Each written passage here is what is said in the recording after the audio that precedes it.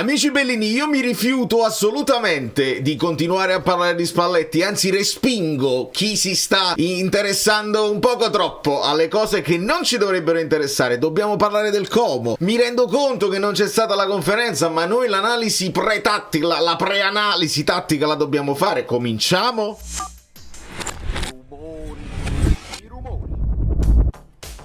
Io sento anche la responsabilità, perché da grandi poteri nascono... Benvenuto Raff e benvenuti a tutti i nuovi iscritti. Allora, con molta calma, io vi direi lasciate un like, non vi preoccupate. Se siete capitati su questo canale, benvenuti. A me piace molto parlare di tattica e non c'è niente di strano, perché mi piace proprio, non è che ho fatto un patentino così, non succede niente di strano, mi diverto a ipotizzare almeno gli accoppiamenti. E abbiamo già una situazione che dobbiamo studiare molto bene sul Como, perché parliamo di 4-2-3-1 con tutti questi trequartisti che si interscambiano eccetera eccetera. Sappiamo che il Napoli si comporta generalmente con un Gilmour o un Lobotka che si va a prendere il regista avversario. Ora però qua parliamo di regia a due, potrebbe essere D'Acugna, potrebbe tornare Perrone, perché D'Acugna con Caqueret, insomma non danno Fabregas non dà grandi punti di riferimento, di conseguenza bisogna capire cosa fare, perché se gli metti McTominay e Anguissa sui loro due mediani va bene, e potresti almeno dare a Gilmour l'idea di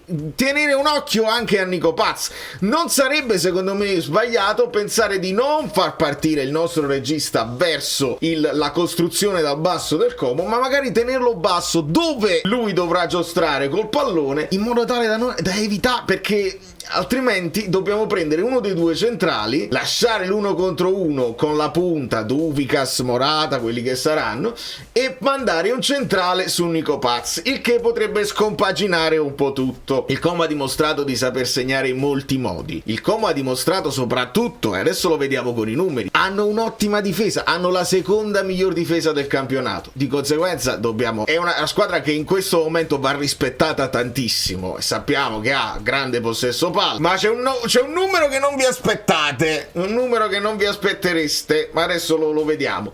Insomma, se facciamo così potrebbe essere auspicabile, non lo so. Poi Højlund, sperando che stia benissimo, dovrà tentare di indirizzare insomma il primo pressing sul giocatore meno dotato tecnicamente. Vediamo chi saranno i due centrali, e quindi ci potrebbero essere degli accoppiamenti un pochino più logici: terzino con le ali, Højlund che faccia un pochino la spola, con magari Anguissa con il doppio ruolo, cosa che ha fatto con l'Inter. Doveva andare verso Bastoni ma teneva un occhio a Mkhitaryan. Ecco che secondo me si potrebbe fare così: dare una mano a Højlund a turno, Anguissa e McTominay, però senza perdere di riferimento i due mediani, in modo tale che Højlund non lo mandiamo in giro per il campo, che secondo me non è ideale, e gli diamo una mano a uno dei due centrali, magari Buongiorno. Vediamo se sarà Buongiorno, perché un'altra cosa che stiamo leggendo è che potrebbe essere recuperato Rachmani. Dubbio se fare un'altra Buongiorno o confermare magari Juan Jesus. L'idea Beuk, ma è comunque presente nelle liste di fantacalcio, perché ci danno un chip, ma un chip, noi vogliamo un chop, un chip e un chap.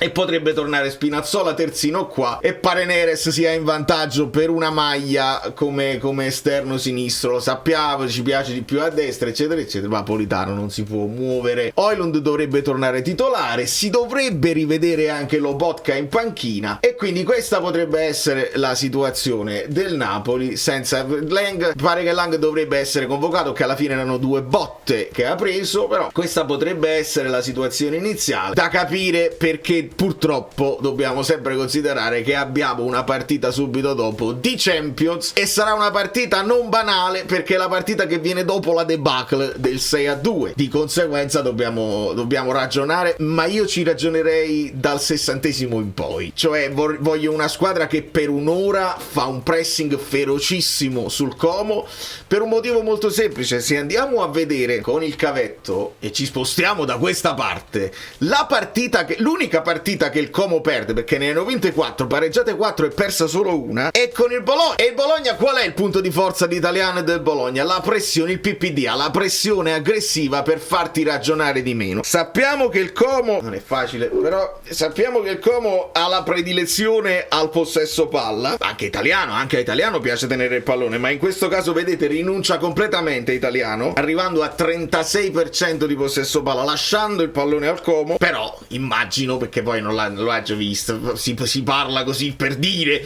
immagino insomma con un pressing pesante, e questa è la partita che loro steccano. Poi vi volevo far vedere questa cosa, perché il Como sì, il possesso palla, ma sorprendentemente vedete la seconda miglior difesa dopo la Roma. Come gol fatti siamo meglio noi, perché loro ne hanno fatti 12, ma calma, beh, interessantissimo. Pali e traverse il Napoli non c'era dubbio, siamo primissimi in questa cosa qua. Cartellini gialli, ecco che il Como magari se poi perde palla lo spende il fallo per non subire un contropiedaccio in faccia. Cartellini rossi, 2 per il Como. Voglio il possesso palla, siamo primi noi, cioè Conte che si difende solamente, però adesso con De Bruyne che non c'è più, Lobotka che non gioca da qualche partita e un ritorno probabilmente a una sorta di 4-3-3 più lineare con un'ala sinistra e con le ripeto, e con le caratteristiche, perché è importante le caratteristiche dei calciatori, facile che questo primato dopo la partita col Como potremmo perderla, perché il Como sta lì dopo l'Inter 59.4, e secondo me è facile immaginare che il Napoli potrebbe lasciare un po' di più l'iniziativa al Como. Ma attenzione, io le ricordo le 2 partite col Como, se gli lasci iniziativa senza aggredirli ti fanno malissimo, perché sono tecnicamente molto dotati, sono veloci, sono giovani, quindi attenzione a lasciare l'iniziativa completamente, sono in grado di farti male. Se però tu li aggredisci forte, abbiamo visto l'errore di Butez nell'ultima partita, loro la palla non la butezzano, non la buttano, quindi giocheranno sempre da dietro per filosofia, e dovrai approfittare di qualche incertezza, di qualche errore, di qualche buccia di banana. La precisione cross, a me interessa questo dato, il Napoli sta là, devo dirvi la verità, e mi aspettavo molto meno precisione di cross. Siamo lì, dobbiamo migliorare. Certo, l'Inter è il doppio di noi, e tutto il resto della Serie A che fa un pochino schifezza insieme a noi, però tiri totali a partita, ma tiri in porta a partita, vedi quel Verona che come tira in porta e non segnano tantissimo, però il Napoli sta lì, non siamo nell'eccellenza di praticamente quasi, tranne il possesso palle, adesso vediamo se continuiamo, ma non abbiamo eccellenza in nessuna statistica in particolare, però siamo lì, ce la stiamo giocando. E i taco loro li fanno, i taco sono quinti in Serie A, noi facciamo meno taco, a Rostanne i taco del Napoli, siamo gli ultimi per tacos, anche perché tenendo più la palla fai meno taco. Gol sul rigore è il nostro primato, però quando andiamo a De Bruyne vediamo se possiamo continuarlo. E insomma Nico Pazza fa una paura di pazzi, perché è fortissimissimo e va arginato il più possibile. Delle probabili formazioni: Fantacalcio porta Beukema con Buongiorno, ritorna ovviamente McTominay titolare, c'è Højlund, c'è Neres, si rivede anche Contini a quanto pare, e per il Como improvvisamente ritorna Posch che era fortissimo, che si era perso e adesso ha segnato pure. Ramon Kempf, Vaglie, D'Acugna, Perrone al posto di Caqueret probabilmente, è ritornato Diao, mamma mia, Diao, Nico Paz, James Rodriguez, Duvicas, ma in panchina c'hanno gente che può entrare e farti male, lo stesso Voivoda, Baturina. Sembra quasi che sai, poco. Allora,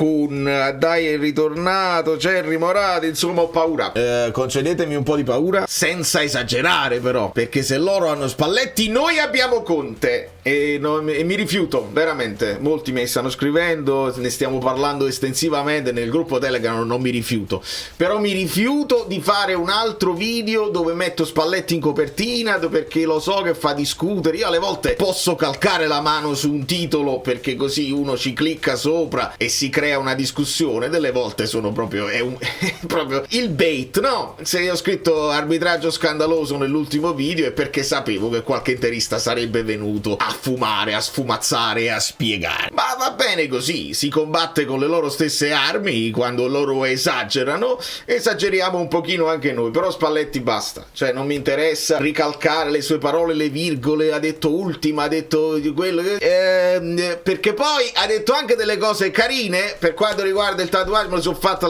il sangue, me lo sono fatto tirare dall'altra parte, però adesso risulta tutto paraculo, quindi veramente non mi interessa più. Sarà interessante quando dovremmo affrontarlo, questo sì, ma non da New York, Valerio Fluido è tutto, vi abbraccio e vi bacio. Poi io già so come finisce la partita col Como, breve, corto muso, però dovete andarla a vedere sull'altro canale.